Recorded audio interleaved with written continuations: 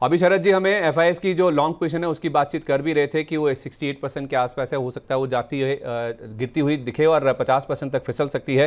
तो पहले एफआईडीआई के आंकड़े ही देख लेते हैं कि कल के बाजार में किस तरह का एक्शन उनकी ओर से देखने को मिला, कहाँ खरीदारी कहाँ बिकवाली हुई है। तो अगर आप एफआई और डीआईएस के ट्रेंड को देखेंगे तो डीआईएस की ओर से कल जो है 3,137 करोड़ रुपए की खरीदारी होती हुई दिखी है, लेकिन विदेशी निवेशकों की ओर से 5,130 करोड़ रुपए की बिकवाली होती हुई दिखी है। तो जैसा हमें शरद सर बता भी रहे हैं कि हायर लेवल्स पे जो लॉन्ग है वो अनवाइंड होते हुए दिख रहे हैं विदेशी निवेशकों की ओर से, और वो हो सकता है कि लॉन्ग अनवाइंडिंग अभी भी जारी रहे और वो 50% तक जा सकती है, जो कि 68% पर है। अगर आप ग्लोबल क्यूज भी देखें तो आज के लिए आपको अच्छे नहीं नजर आएंगे। इनफैक्ट कल हमने यूएस के मार्केट्स में बड़ी गिरावट देखी है, 500 अंकों से ज़्यादा का गोता हमने देखा डाउ जोन्स ने लगाया है, 1.25% के आसपास की गिरावट देखने को मिली। और वैसा ही कुछ रुझान हम देख रहे हैं कि आज एशियन मार्केट्स में भी देखने को मिल रहा है। चाइना के बाजार शांघाई में आप देखिए करीब 0.5% की कमजोरी है, हैंगसेंग 1.5% नीचे है, निक्केई में एक समय 3% के आसपास की कमजोरी भी थी, अभी भी 1000 अंकों से ज्यादा की कमजोरी देखने को मिल रही है, 1.5% के आसपास। कोरिया का बाजार कोस्पी भी आपको नीचे कारोबार करता हुआ ही नजर आएगा। तो ग्लोबल मार्केट्स काफी खराब हैं और उसमें यूएस की बड़ी भूमिका है, जहां पे आईटी शेयरों की काफी ज्यादा पिटाई हुई है। गेनर लूजर्स की बात करें तो उसमें अगर आप टॉप लूजर्स की बात करें तो फिनिक्स कल भी 4% के आसपास गिरा था, आज भी 4.5% के आसपास ही गिरावट, डाबर में 3.5%, बजाज फाइनेंस में नंबर्स का इंपैक्ट था, 2.5% के आसपास की कमजोरी देखने को मिली। और एफएमसीजी में मुनाफा वसूली हावी हो रही है, गोदरेज कंज्यूमर हो या फिर मैरिको, इनमें हम देख रहे हैं 2.5% के आसपास की कमजोरी के साथ ही आज कारोबार देखने को मिल भी रहा है। गेनर्स की सूची में अगर आप देखेंगे तो अवंती फीड्स तीसरा दिन लगातार है, आप देखें बजट के बाद जब ये स्टॉक परफॉर्म करता हुआ दिख रहा है, इनफैक्ट टॉप गेनर्स में शामिल है। आज भी 10% के आसपास का अपमूव है। एमएमटीसी कल 20% का ऊपरी सर्किट लगा था, उसके बाद आज फिर से 9% का अपमूव स्टॉक में देखने को मिला है। एससीसी कल भी गेनर था, 8.5% के आसपास की कमजोरी। और कावेरी सीड देखिए 8% की मजबूती यहाँ पे भी है। और बोरोसिल रिन्यूएबल्स इसमें 7.5% के आसपास का जो अपमूव है वो अभी फिलहाल देखने को मिल रहा है। अगर हम ग्लोबल हलचल की भी बात करें तो ग्लोबल मार्केट्स में अगर आप देखेंगे तो ग्लोबल मार्केट्स में हमने देखा कि कल भारी गिरावट के साथ ही हमने देखा क्लोजिंग होती हुई दिखी यूएस के मार्केट्स में, खासतौर पे S&P 500 ये हाईलाइट था कल के सेशन की। अगर आप बात करें दिसंबर 2022 के बाद सबसे बड़ी गिरावट जो है वो S&P 500 में देखने को मिली, यानी कि 1.5 साल की सबसे बड़ी गिरावट हमने देखी। और इसको लीड करे थे आईटी स्टॉक्स, नैस्डैक में भी हमने देखा भारी गिरावट देखने को मिली। और उसमें आप जो गिरावट हुई है अंदाजा इस तरह से लगा सकते हैं कि अमेरिकी बाजारों में कल उनका जो विक्स है, अमेरिका का जो विक्स है वो एक ही दिन में 22% के आसपास उछलकर कल के सेशन में उसकी क्लोजिंग देखने को मिली है। देखिए ये विक्स के आंकड़े आपके सामने है भी, 22.5% के अपमूव के साथ आप देख सकते हैं कि यूएस के विक्स में जो क्लोजिंग है वो देखने को मिली है। तो ये विक्स अपने आप में इंडिकेट करता है कि बाजार में जो वॉलेटिलिटी है, जो उतार चढ़ाव है, वो काफ़ी ज़्यादा देखने को मिल रहा है। अगर आप ग्लोबल हलचल में देखेंगे तो भारत जो है वो चीन की जो सोलर मिनरल्स कंपनीज हैं उनके ऊपर जो प्रतिबंध है वो हटा सकता है। ये कुछ और ग्लोबल साइड की खबरें हैं। और ग्लोबल साइड में खासतौर पे यूएस की अगर हम बात करें तो टेस्ला के जो कमज़ोर नतीजे आए थे उसके बाद से हम देख रहे हैं कि अमेरिकी मार्केट्स में गिरावट गहराती हुई नजर आ रही है। चौथा क्वार्टर लगातार है जब टेस्ला ने अपने जो नंबर्स हैं, जिस तरह से बाजार या एनालिस्ट उम्मीद कर रहे थे, उससे कमज़ोर साइड के नंबर्स ही डिलीवर किए हैं। इसके अलावा अमेरिका के पीएमआई के आंकड़े भी आए थे जुलाई महीने में। जो पीएमआई का आंकड़ा है वो 6 महीने के निचले स्तर पर आता हुआ दिखा है। अगर आप घरेलू हलचल की भी बात करें तो यहाँ पे भी काफ़ी ज़्यादा एक्शन देखने को मिल रहा है। अगर आप बॉन्ड मार्केट में देखें तो उतार चढ़ाव को रोकने के लिए जो एफआईएस का फ्लो है उस पर अब जो नियम है वो सख्त करते हुए दिख रहा है। बाजार में देखिए आप बीएससी को, जो रिसर्च एनालिस्ट की सुपरवाइजरी बॉडी है, वो बनाया गया है बीएससी को। तो उस लिहाज से ये बड़ा डेवलपमेंट है जो कि बॉन्ड मार्केट को लेकर यहाँ पे होता हुआ दिख रहा है। इसके अलावा अगर आप देखें तो आरबीएल बैंक में एक बड़ी ब्लॉक डील संभव है। बेरिंग की ओर से कुछ 4.25 करोड़ शेयर बेचे जा सकते हैं 226 रुपए के भाव पर। और टाटा मोटर्स भी आज एक्शन में, एक नमूरा की रिपोर्ट आई है, 4% के आसपास की मजबूती वहां पे भी देखने को मिल रही है। सर, ये जो बॉन्ड मार्केट में हम खबरें देख रहे हैं, बॉन्ड मार्केट को लेकर जो नियम है वो सख्त किए जा रहे हैं। पीएनबी गिल्ड्स एक बड़ा प्लेयर है जो कि इस पूरे मार्केट में ऑपरेट करता है। तो ये जो नियमों की सख्ती की जा रही है और बीएससी को जो रिसर्च एनालिस्ट बनाया गया है सुपरवाइजरी बॉडी का, इस डेवलपमेंट को आप कैसे देखते हैं पीएनबी गिल्ड्स के संदर्भ में? देखिए, अगर आप बॉन्ड मार्केट को इंडिया को देखें तो बहुत ही लिक्विडिटी बहुत कम है। अगर आप विजा वी यूएस मार्केट देखें तो bond as a investment option India में कंसीडर ही नहीं होता, जो कि जो कि बेसिकली एक बहुत ही सैड अफेयर है। अगर आप देखें तो अगर आप यूएस में देखें तो कितना थिक लिक्विडिटी रहता है बॉन्ड मार्केट में। जब कभी गवर्नमेंट बोरिंग देखिए 11 साढ़े 11 लाख करोड़ का गवर्नमेंट बोरिंग मुझे 3-4 साल से नंबर दिख रहा है संदीप जी। लेकिन इसके बावजूद भी क्राउडिंग आउट इफेक्ट है। अगर आप ब्रॉडर मार्केट में देखें तो जो लिस्टेड कंपनीज के बॉन्ड्स हैं वहां पर उतना लिक्विडिटी नहीं रहता है। तो ये सारी चीजें मुझे लगता है गवर्नमेंट अब कहीं ना कहीं कंसीडर करेगी आने वाले समय में, और इसके इसके इस सेक्टर में काफी कुछ काम होना बाकी है।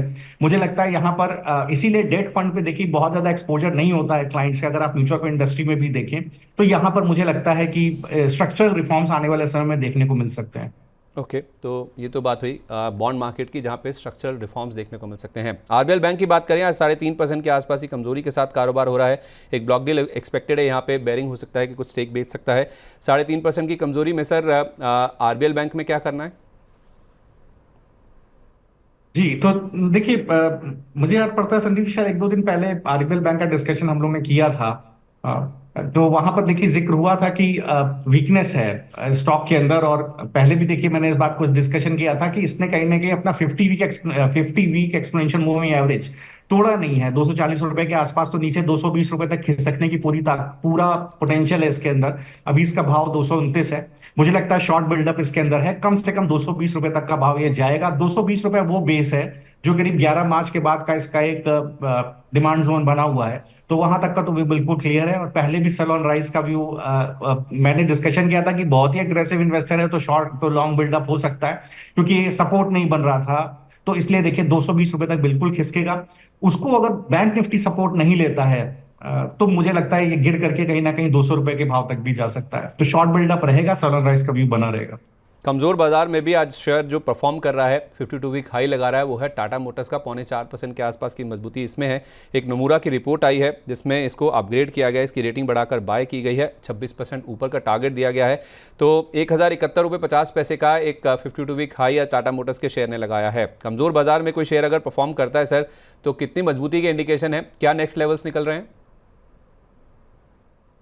बिल्कुल, देखिए यहाँ पर देखिए बिल्कुल बहुत अच्छा पैटर्न है। अगर आप देखें तो मार्च के बाद से जो कंसोलिडेशन जोन बना था उसका ब्रेकआउट दे रहा है स्टॉक। बिल्कुल खरीदना चाहिए। मुझे लगता है बेस है कहीं ना कहीं 960 रुपए के आसपास इसका। ये आपको देखिए जो बेस अभी तोड़ेगा ये आराम से 1200 रुपए लेकर के जाएगा। तो बाय ऑन डिप्स का व्यू रखिए, 980 के बाद स्टॉप लॉस रखिए, डिप्स पे खरीदिए। मुझे लगता है 1200-1250 तक के लेवल आपको इसी एक्सपायरी में, अगस्त एक्सपायरी में देखने को मिल जाएंगे। 1200-1250 तक के जो टारगेट्स हैं वो टाटा मोटर्स के स्टॉक में देखने को मिल सकते हैं। आज कमजोर बाजार में भी टाटा मोटर्स का शेयर आप देखेंगे मजबूती के साथ कारोबार कर रहा है। नया 52 वीक हाई स्टॉक ने टच किया है। अगले टारगेट 1200-1250 के। कल बाजार बंद होने के बाद सेबी की ओर से एक खास रिपोर्ट आई, एक प्रेस रिलीज जारी करी जिसमें उन्होंने कुछ आंकड़े शेयर किए हैं और वो आंकड़े बहुत ही इंटरेस्टिंग है, वो मैं आपके सामने रखना चाहूँगा।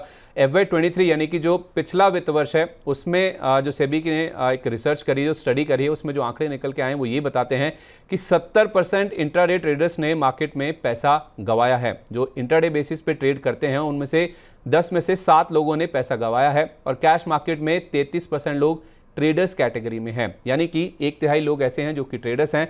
तो उसमें से अगर 70% लोग पैसा गंवाते हैं तो इसका मतलब ये हुआ कि कैश मार्केट में ओवरऑल जो ट्रेड करने वाले लोग हैं उसमें से 20% लोग तो पैसा गंवाते ही हैं। इस स्टडी का अगर आप एक निचोड़ निकालने की कोशिश करेंगे तो वो आपको समझ में आता है। इनफैक्ट एक्टिविटी आप देखिए किस तरह से बढ़ती हुई दिखी है। 2019 से लेकर 2023 का जो फेज़ है, कोरोना से पहले और कोरोना के जो बाद के 3 साल हैं, वहाँ तक के आंकड़े अगर आप देखेंगे तो ट्रेडिंग में 300% यानी कि 4 गुना के आसपास की जो बढ़ोतरी है वो इनफैक्ट देखने को मिली है। और इसमें अगर आप देखेंगे जो नया इजाफा हुआ है, जो नए लोग आते हुए दिखे हैं, उसमें 48%, ऑलमोस्ट आधे लोग ऐसे हैं, आधे ट्रेडर्स ऐसे हैं जिनकी उम्र 30 साल से कम है। यानी कि युवा इन्वेस्टर जो हैं, युवा ट्रेडर्स जो हैं वो मार्केट में आते हुए दिखे हैं। और उन्हीं की ओर से ज़्यादा एक्शन जो है, एक्टिविटी है, वो मार्केट्स में बढ़ता हुआ दिखा भी है। और लेकिन जो कैश मार्केट में भी जो ट्रेड करते हैं, खासतौर पे इंट्राडे में ट्रेड करते हैं, उसमें से 20% लोग ऐसे हैं जो कि पैसा गंवाते ही हैं। सर, इससे पहले हमने देखा था एक FNO को लेकर, यानी कि वायदा बाजार को लेकर एक रिसर्च रिपोर्ट आई थी, सेबी की ओर से रिलीज आई थी, जिसमें उन्होंने कहा था हर 10 में से 9 लोग ऐसे हैं जो कि पैसा गंवाते ही हैं। अब ये कैश मार्केट को लेकर भी उनकी ओर से जो नंबर्स आए हैं वो कुछ खास इंटरेस्टिंग नज़र आ नहीं रहे हैं प्रॉफिटेबिलिटी के लिहाज से। तो 33% इंट्राडे ट्रेडर्स पैसा गंवाते ही हैं, यानी कि ओवरऑल अगर आप देखेंगे तो 20% लोग ऐसे हैं जो कैश मार्केट में भी पैसा गंवाते ही हैं।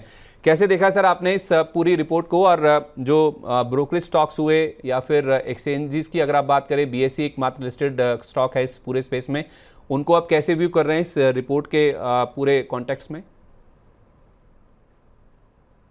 देखिए संदीप जी, थोड़ा हार्श आंसर है इसका, बट अब जो है take it what it is, ठीक है, कॉल स्पेड स्पेड।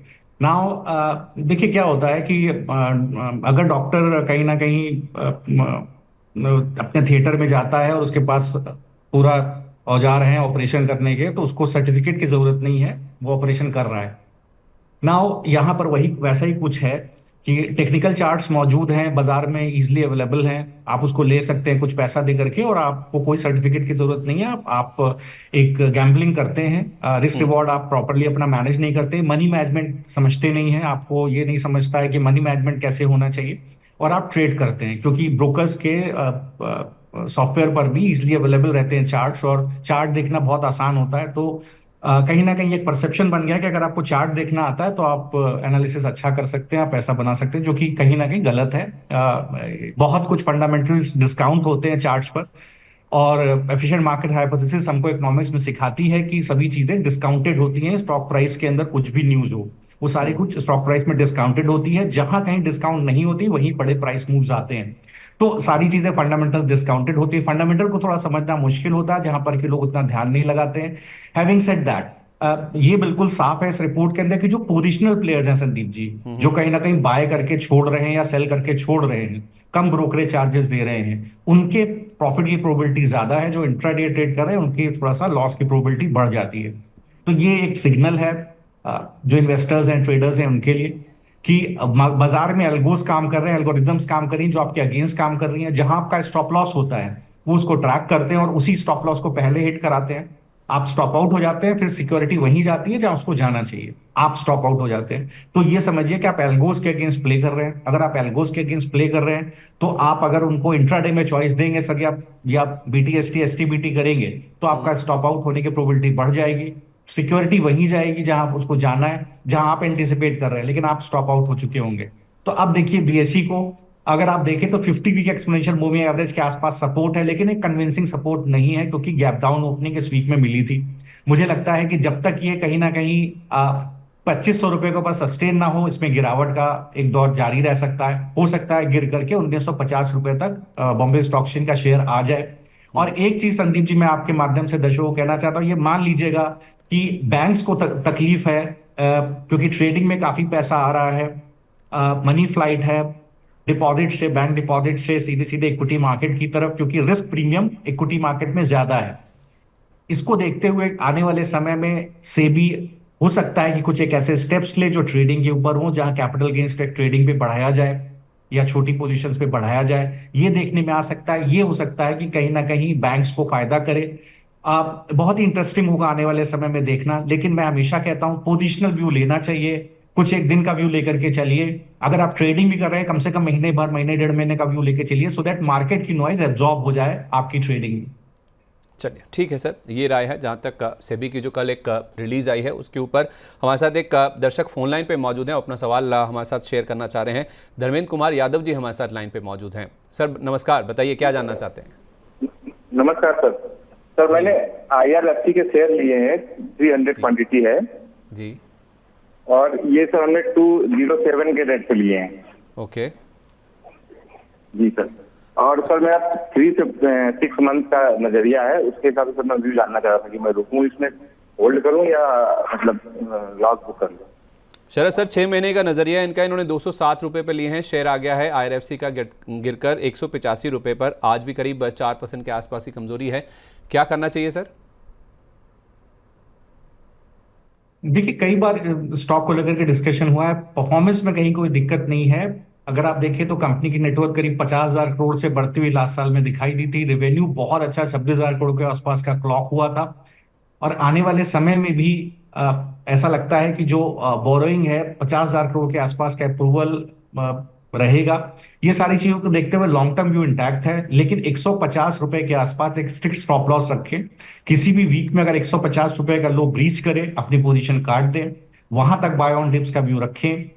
अगर ये सस्टेन हो जाता है 200 रुपए के ऊपर, अभी इसका भाव 185 है, तब आप सेफ रहेंगे अपनी लॉन्ग पोजीशन में। दोबारा ऊपर की तरफ 280 की तरफ जाएगा, लेकिन 200 रुपए पर बड़े शॉर्ट्स बने हुए हैं, तो 150 रुपए का स्ट्रिक्ट स्टॉप लॉस रखें वीकली चार्ट पे, मतलब फ्राइडे टू फ्राइडे देखें, रोज देखने की जरूरत नहीं है।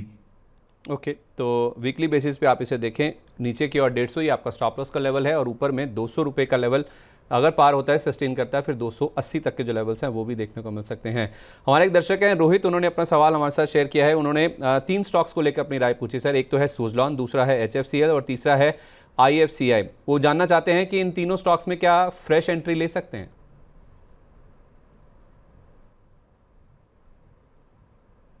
जी, तो देखिए सुजलॉन को देखिए, मैंने काफी बार आपको ये स्टॉक शेयर किया है। इस स्टॉक की largest ever order book 3.5 gigawatt के आसपास लास्ट क्वार्टर में क्लॉक हुई थी। रेवेन्यू विजिबिलिटी बहुत अच्छी है स्टॉक के अंदर। अगर आप देखें तो ईपीसी और नॉन ईपीसी के अंदर अच्छी ऑर्डर बुक का स्प्लिट है। अगर विन इंस्टॉलेशन में देखें तो इंडिया का जो कैपेसिटी एक्सपेंशन है 2017 के बाद हाईएस्ट है।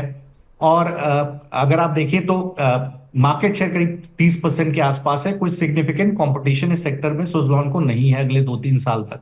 तो मैं इस स्टॉक को 25 रुपए से संदीप जी सजेस्ट कर रहा हूं। अभी कुछ दिन पहले भी मैंने आपके चैनल पर 40-45 रुपए के भाव पे दोबारा सजेस्ट किया था। मेरा टारगेट था 70 रुपए, वो टारगेट आने वाला है। आप 52 रुपए पे स्टॉप लॉस रखिए सर। 70 और 80 रुपए के टारगेट के लिए बने रहिए। मुझे लगता है जल्दी 80 रुपए के आसपास भी आपको आता हुआ दिखाई देगा। इसके अलावा एक शेयर और, अगर आप सुज़लॉन के में राय ले रहे, एक शेयर और पकड़ लीजिए, बोरोसिल रिन्यूएबल। मैंने कुछ समय पहले संदीप जी आपके चैनल पर इसको सजेस्ट किया था। देखिए 470 के आसपास इसका बेस था। मुझे लगता है ये 600-670 रुपए के भाव तक जाएगा। बिल्कुल उसको पकड़ के चलिएगा। देखिए relentless dumping solar glass products में चाइना और वियतनाम से दिखाई दे रही थी। अगर आप देखें तो एबिडा मार्जिन में इसी वजह से पिछले साल में डिक्लाइन दिखाई दिया था। Anti dumping duty solar glass import में चाइना और वियतनाम से गवर्नमेंट कंसीडर कर रही है। तो अगर आप देखें तो एंटी डंपिंग ड्यूटी और काउंटरवेलिंग ड्यूटी DGTR से एक्सेप्ट हो चुकी है। ये सारी चीजें स्टॉक को ऊपर की तरफ खींच रही हैं। मुझे लगता है 600 के टारगेट के लिए इसको होल्ड करना चाहिए। HFCL में देखिए बिल्कुल बने रहना चाहिए, एकदम घबराइए नहीं। 105 रुपए के आसपास अपना स्टॉप लॉस रखिए। उसके नीचे वीकली क्लोजिंग आए तो पोजीशन काटिएगा। स्ट्रेंथ कब आएगी? जैसे 128 को काटेगा तो 160 की तरफ जाएगा। पोजिशनल व्यू रखिएगा कम से कम दिसंबर तक का। IFCI देखिए, यहां पर एक अच्छा ट्रैक्शन देखने को मिला है IFCI के अंदर। बेस आप यही 81 रुपए का बेस मान लीजिए इसका। 81 रुपए के आसपास का इसका स्टॉप लॉस रख लीजिए। 81 रुपए के नीचे जाए पोजीशन काटिएगा। मुझे लगता है 110 रुपए की तरफ ये आपको जाता हुआ दिखाई देगा। ओके, तो 110 का टारगेट है। IFCI की बात है, 81 रुपये का स्टॉप लॉस है। और इसी तरह से आपको राय HFCL, सुज़लॉन और उसके साथ साथ बोरोसिल रिन्यूएबल्स में भी दी गई है।